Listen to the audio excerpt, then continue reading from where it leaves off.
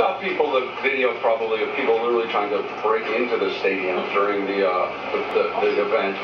Obviously, everybody around here wants a piece of this team now. I'd like to get your impression from the fans' point of view of how this first training camp here went in terms of the lottery and everything, and do you expect a similar structure, the 3 off-site practices, or have you looked ahead at that yet? No, I haven't thought about it, but we're not going backwards, I can assure you. You know, we did those 3, and we want that interaction, so I'll push John to do a 4th one, whether logistically it's hard, but we're not going backwards. I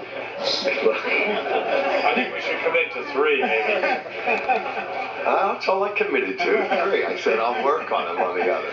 His powers of persuasion are pretty renowned.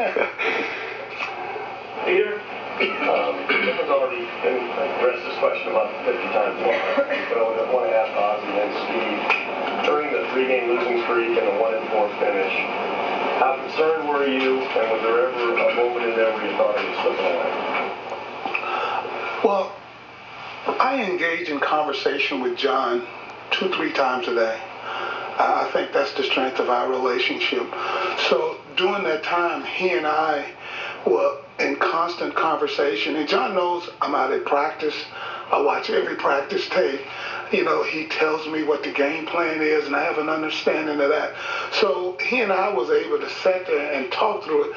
But we knew, we never lost sight of what the goal was. The goal was to win the division. And even though we were struggling, we were still 1 game ahead, 2 games ahead. We needed to win 1 game to win the division. So we never lost focus on what our first goal was. We never lost focus on that. But we also was able to sit there throughout all of that time, you know, watching practice and watching the practice tape and interacting with each other and the players, and to realize that, you know what, this thing could turn around. It could turn around very huge, and it happened that way. Yeah, it's a blur to me because you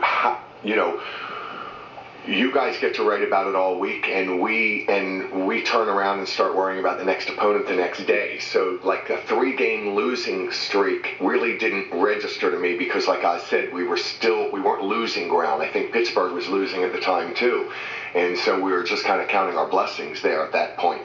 But the whole idea of like being hot, and it was up to last week that everybody kept saying that, you know, we had lost 4 of our last 5 and all this.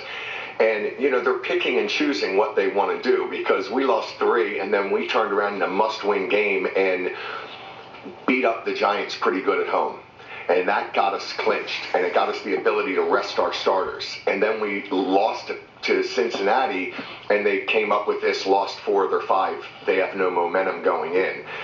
To me, that's ridiculous. And interestingly enough, they kept talking about it forever. And then yesterday, I read a report that said every single team in the last 7 years has lost like 3 of their last 6 games. So they build up this big thing that we can't win because we're losing, and then once everybody said we're not hot going into the playoffs. We kind of thought we were, and so we looked at the whole season and felt that we were getting healthier and better, and so we're looking at it from the inside out, not the outside in, and we really believed that we were getting better and healthier, so there wasn't a lot of panic. When you get to rest your starters in the last week, that's a good thing. So no,